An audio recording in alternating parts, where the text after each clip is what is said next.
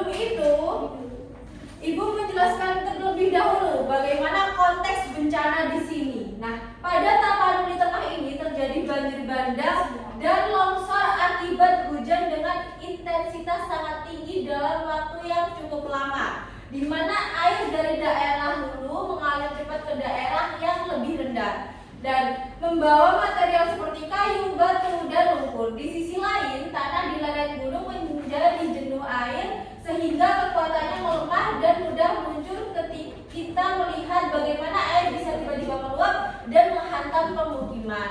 Dan bagaimana tanah di bagian lereng runtuh itu seolah tidak ada penahannya, dan semua fenomena ini bisa dijelaskan melalui konsep fisika pada pembelajaran Ibu hari ini. Bisa sambil dicatat ya. Oke, di sini ada konteks bencana, di mana konteks bencana ini yang pertama ada banjir bandang terjadi akibat hujan ekstrim berkepanjangan, di mana itu menyebabkan volume air meningkat drastis dalam waktu yang singkat. Dan yang kedua ada arus air membawa material besar dan merusak wilayah sekitarnya, sehingga menyebabkan energi air meningkat seiring bertambahnya kecepatan. Dan yang terakhir ada lereng jenuh air, itu bisa memicu longsor karena kelebihan air membuat tanah kehilangan kestabilan. Oke, lanjut. Mengapa dipelajari dengan fisika hal banjir itu tadi, Bu? Nah, bencana dipengaruhi besaran fisika seperti tekanan, debit, gaya, dan energi. Selanjutnya ada fisika menjelaskan mengapa air meluap dan tanah runtuh. Dan yang terakhir ada rumus yang membantu memprediksi risiko bencana. Nah, silahkan pembelajaran hari ini disimak dengan baik karena nanti di akhir ada sesuatu dari Ibu, jadi yang tidak memperhatikan pasti tidak bisa mengerjakan. Oke. Untuk yang selanjutnya yakni ada faktor fisika penyebab banjir bandang. Nah, apa yang menyebabkan banjir bandang itu, Bu?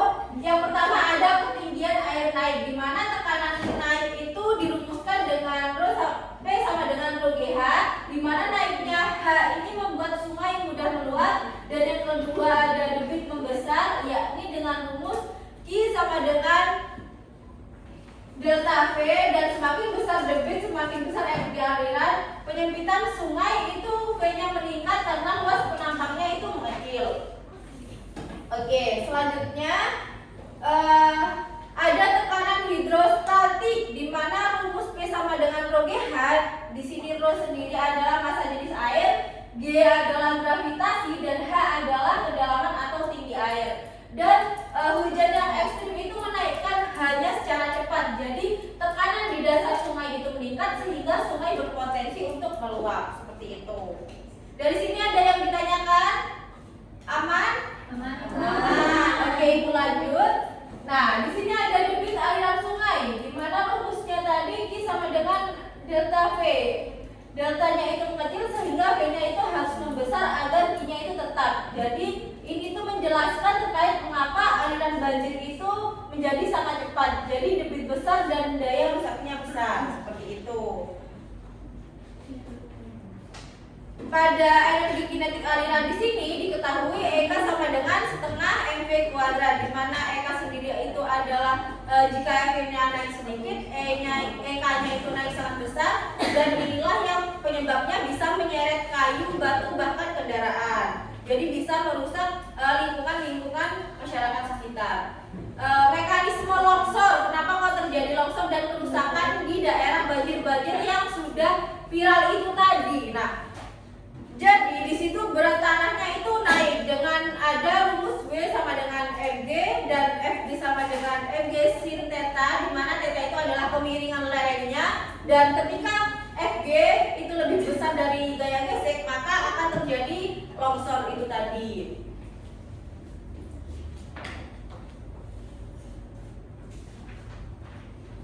Di sini juga terjadi gaya gesek tanah, di mana rumus gesekan maksimum adalah koefisien gerak statis sama dengan gaya normal dan tanah jenuh air. Di dalam negeri banjir bandang menerjang tidak. Oke, selanjutnya Ibu akan menampilkan video. Silahkan disimak untuk bahan kalian nanti di akhir. Kemudian di dalam negeri banjir bandang menerjang 3 desa di Kecamatan Batang, Doh, Kabupaten Tapanuli Selatan, Sumatera Utara.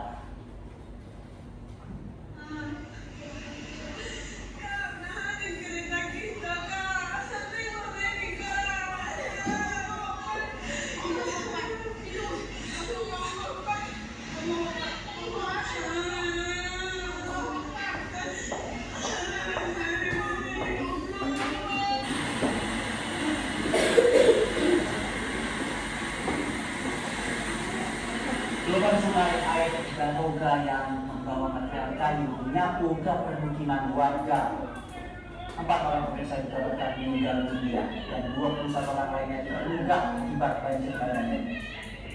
Petugas juga masih melakukan pendataan terhadap warga korban banjir bandang.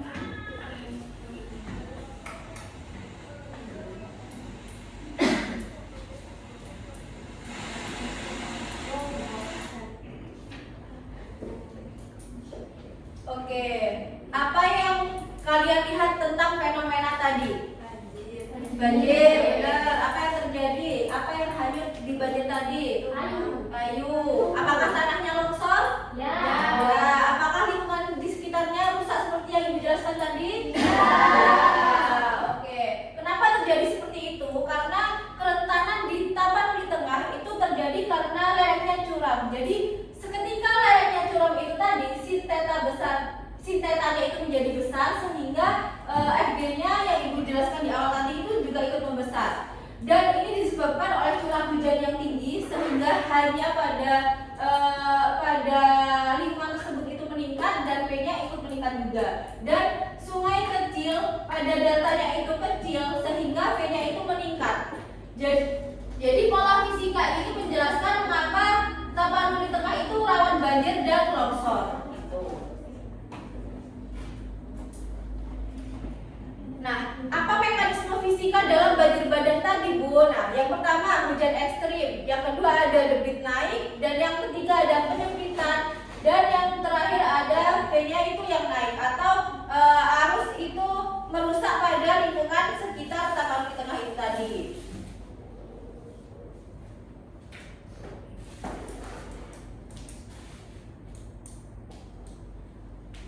Oke, di sini ada peran fisika dalam mitigasi bencana seperti yang pada Tapanuli Tengah itu tadi. Yang pertama ada tanggul dirancang dengan perhitungan P sama dengan rho GH. Yang kedua ada analisis stabilitas lereng memakai FG, di mana nanti itu bencananya dianalisis terlebih dahulu. Terus dimitigasi bagaimana konsep yang sekiranya bisa menanggulangi bencana tersebut. Yang ketiga ada early warning, di mana memakai sensor tekanan dan debit, semua berbasis perhitungan fisika. Jadi semua yang ada di situ tidak lepas dari pembelajaran kita hari ini, yakni fisika gitu. Nah, contoh mitigasi berbasis fisika. Di sini ada retaining wall, di mana menahan tekanan lateral tanah itu sama dengan F per A. Dan selanjutnya ada vegetasi memperbesar mu tanah, dan drainase mengurangi H mengurangi P. Jadi sensor debit memantau Q dan P itu memantau V-nya sungai gitu.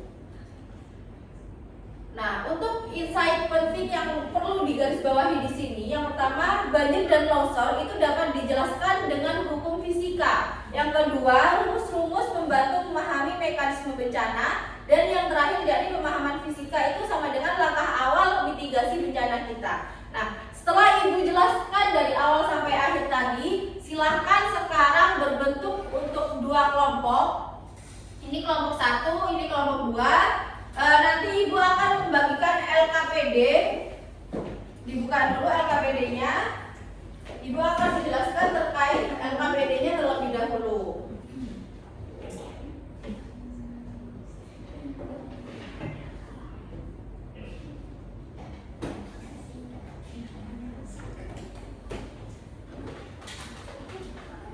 Oke. Di situ LKPD yang sudah Ibu bagikan.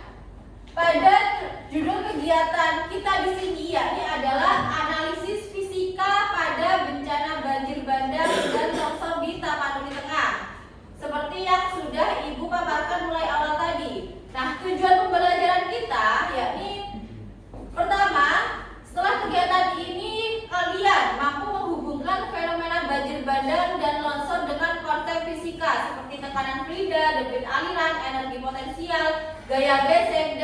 kestabilan lereng. Yang kedua, menganalisis data sederhana terkait bencana tapanuli tengah, mengembangkan solusi kreatif mitigasi berbasis fisika atau creative thinking, dan yang terakhir yakni merefleksi proses pembelajaran menggunakan model deep learning, di mana alat dan bahan yang pertama yakni video yang sudah Ibu jelaskan tadi, yang sudah Ibu tampilkan tadi. Yang kedua ada peta kemiringan lereng, itu menggunakan Google Earth.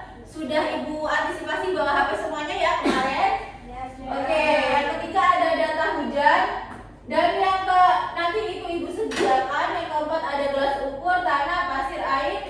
Ini opsional apabila kalian tidak bawa HP. Dan yang selanjutnya ada kalkulator, dan yang terakhir yakni ada kertas gambar atau bisa menggunakan aplikasi Canva di HP kalian masing-masing.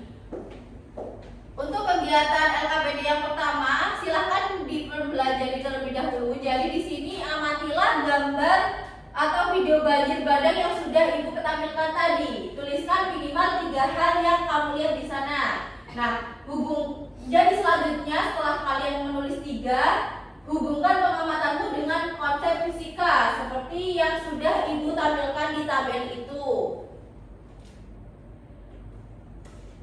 Untuk selanjutnya, buat 3 pertanyaan penyelidikan berdasarkan rasa ingin tahu. Misal, mengapa tekanan air itu meningkat sebelum banjir, dan lain sebagainya yang sudah Ibu kasih contoh di LKPD kalian. Untuk selanjutnya, silahkan dikerjakan LKPD itu sampai selesai, waktunya 10 menit. Silahkan berdiskusi dengan kelompoknya masing-masing. Nanti akan ada perwakilan yang presentasi yang maju ke depan. Bisa dipahami? Bisa. Apakah ada pertanyaan? Tidak. Nanti kalau misalnya Ibu akan memberikan penilaian, apabila yang tidak bekerja di kelompok masing-masing, maka akan berbeda dengan nilainya yang teman-teman yang bekerja, seperti itu.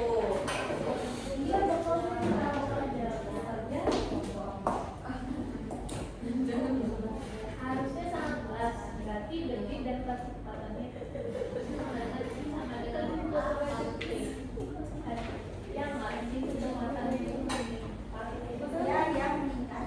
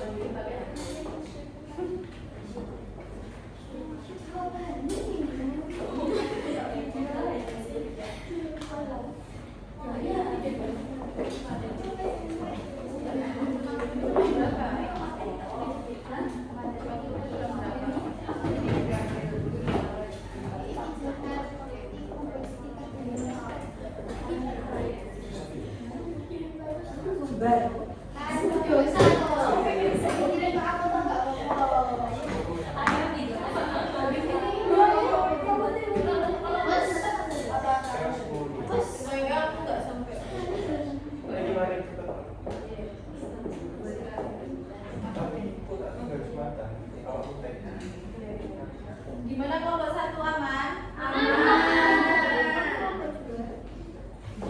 Kelompok 2 aman?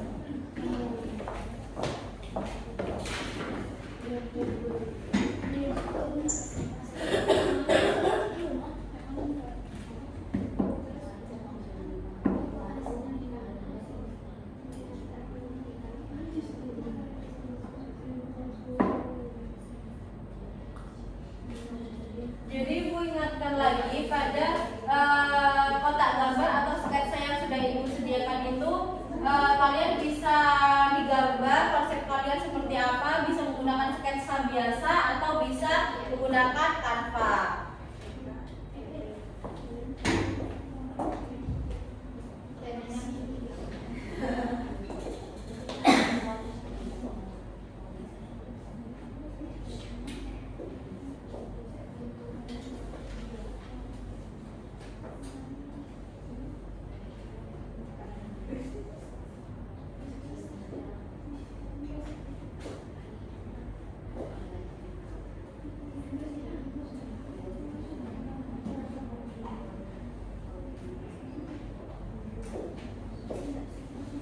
Sudah? Waktunya kurang 3 menit.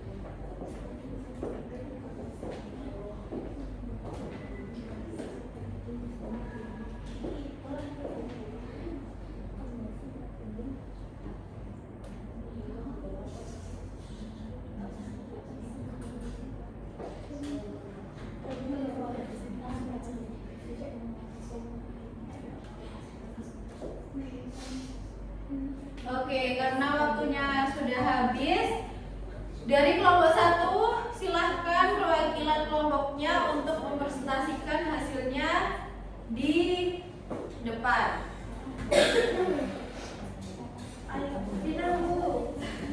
Oke, silakan.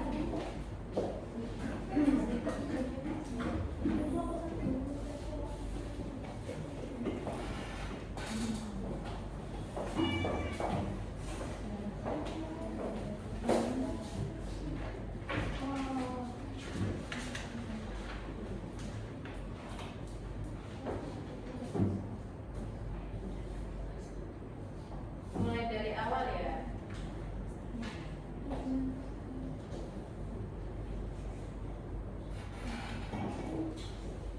Nah, hasil dari kelompok kami yang pertama itu dari mengamati video itu kita mendapatkan yang pertama air sungai meluap dengan cepat dan warnanya itu keruh. Dan yang kedua itu banyak kayu, lumpur dan batu besar yang terlarut. Dan yang terakhir itu ada lereng bukit terlibat runtuh dan membentuk aliran tanah yang sangat deras. Dan yang bagian B itu menghubungkan pengamatan dengan konsep fisika. Nah, fenomena yang pertama itu kan ada air meluap dengan cepat. Itu konsep fisikanya tekanan air sama dengan rho GH itu benar. Dan yang kedua itu arus yang deras dengan konsep fisikanya debit dan kecepatan Q sama dengan A dikali V itu benar. Lalu banyak material yang terbawa arus itu juga benar. Dan ada lereng runtuh dengan konsep fisika gaya gesek dan gaya gravitasi itu benar.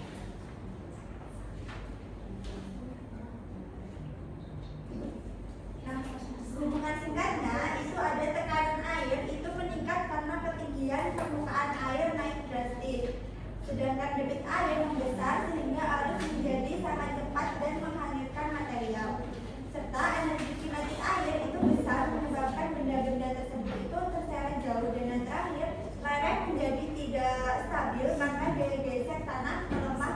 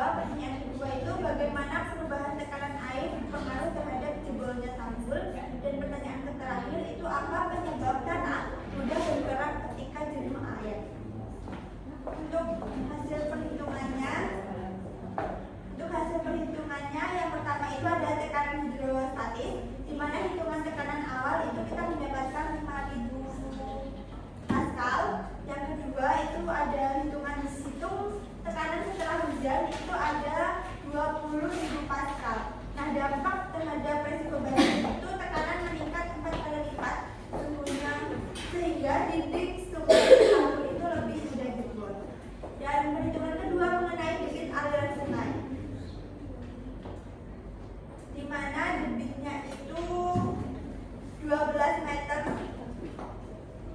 per sekon dan volumenya itu 4 meter per sekon. Nah, akibat penyempitan sungai bagi banjir bandang itu kecepatan air bertambah 2 kali lipat sehingga arus menjadi lebih ganas dan memicu banjir bandang. Dan perhitungan ketiga itu ada energi potensial tanah di mana kita mendapatkan energi potensialnya 60.000 Joule. Dengan penjelasan energi potensialnya besar berarti tanah itu memiliki tenaga jatuh yang lebih kuat sehingga terjadi lebih cepat dan membawa material lebih banyak. Dan yang keempat itu perhitungan mengenai gaya geser tanah. Yang pertama, F1 kita mendapatkan 1.800 Newton dan F2 itu 600 Newton. Dimana dapat disimpulkan bahwa air memiliki gaya geser yang jauh lebih kecil sehingga mudah bergerak serta memicu longsor. Nah, solusi dari mitigasi bencana yang pertama itu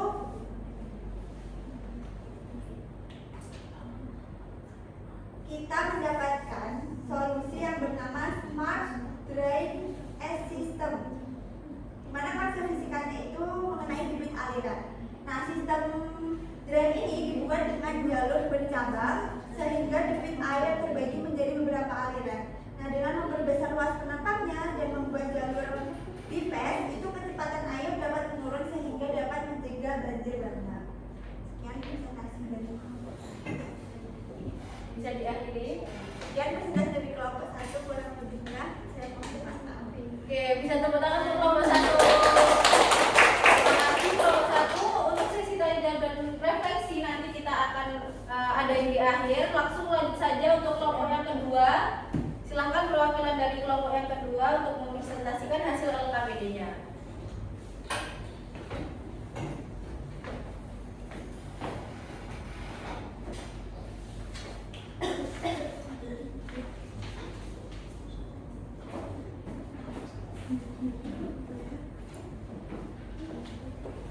Baik, saya mewakili kelompok 2 presentasikan mengenai judul kegiatan yang pertama, amatilah gambar video banjir dan longsor di Tapak Bukit Tengah.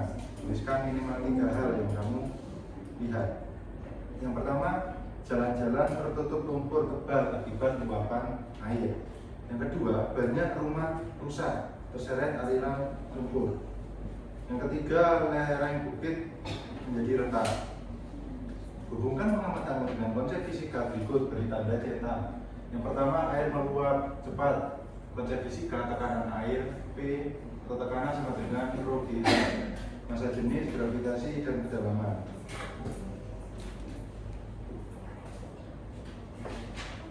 Selanjutnya, arus sangat deras, debit, dan kecepatan. Centang. Banyak material terbawa, energi kinetik centang. Terus fenomena yang terakhir, lereng rumah, gaya geser, dan gaya gravitasi. Nah, ini baru cetak juga.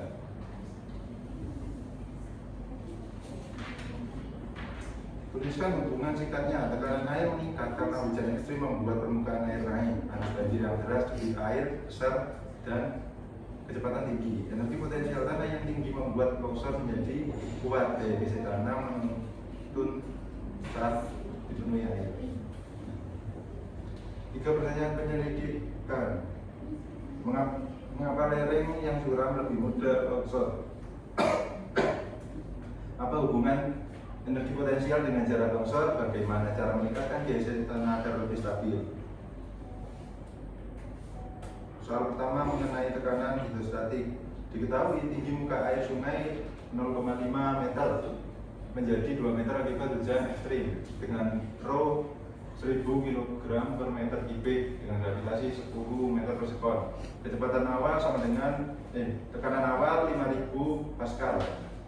Tekanan setelah hujan 20.000 Pascal. Dampaknya terhadap risiko banjir meningkatkan, penyebabnya pondasi tebing sungai meluap dan meningkat potensi banjir bandang.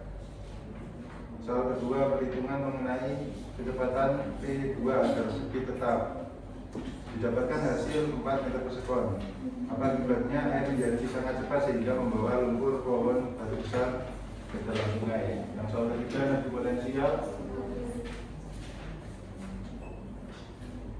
hasil akhirnya 60.000 joule.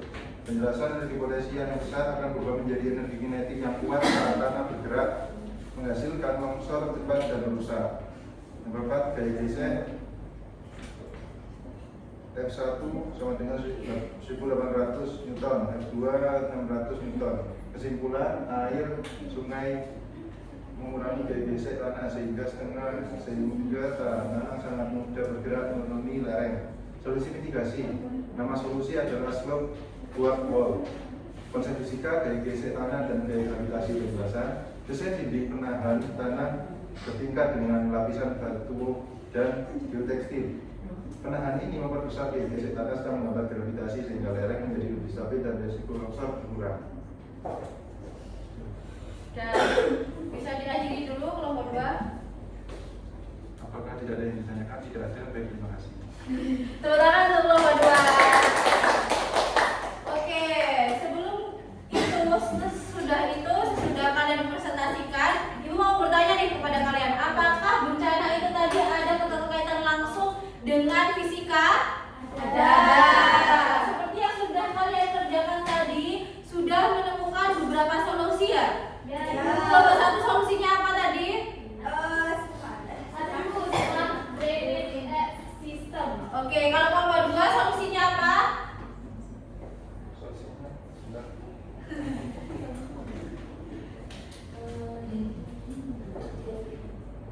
Solusinya slope wall. Oke, dari kedua kelompok ini menemukan 2 solusi yang berbeda untuk penanganan banjir. Jadi untuk pertemuan selanjutnya silahkan diperbaiki lagi untuk kanvanya yang sudah digambar tadi. Jadi untuk perbaikan solusi dikumpulkan di minggu depan. Bisa dipahami? Bisa.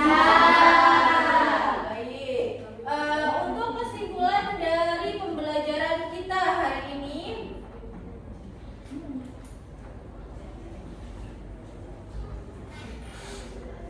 baik, setelah kita melakukan pengerjaan LKPD, kita dapat disimpulkan bahwa banjir bandang dan longsor yang terjadi itu karena proses fisika seperti kenaikan tekanan air, peningkatan debit aliran, dan lemahnya gaya gesek tanah yang sudah kalian praktekkan dan kerjakan di LKPD tadi. Nah, serta besarnya energi potensial pada lereng. Dengan memahami konsep-konsep yang sudah kalian pelajari tadi, itu kita bisa menjelaskan penyebab bencana dan merancang langkah mitigasi yang lebih efektif agar risiko dapat dikurangi. Dari sini bisa dipahami? Bisa. Ada yang ingin ditanyakan? Tidak. Setelah itu, Ibu kasih pretest yang sudah, post-test yang sudah Ibu kirimkan di grup kelas. Silakan dikerjakan. Nanti akan ada Ibu penilaian setelah itu.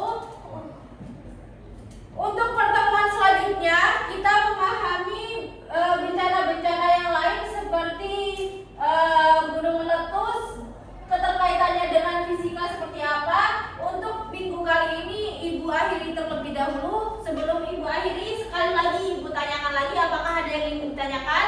Tidak ada. Oke, terima kasih untuk kesempatannya. Sebelum kita akhiri pembelajaran pada hari ini, Ibu ingatkan lagi, silahkan dikerjakan post-testnya. Untuk itu silakan kita berdoa menurut keyakinan dan agama masing-masing. Berdoa dapat dimulai.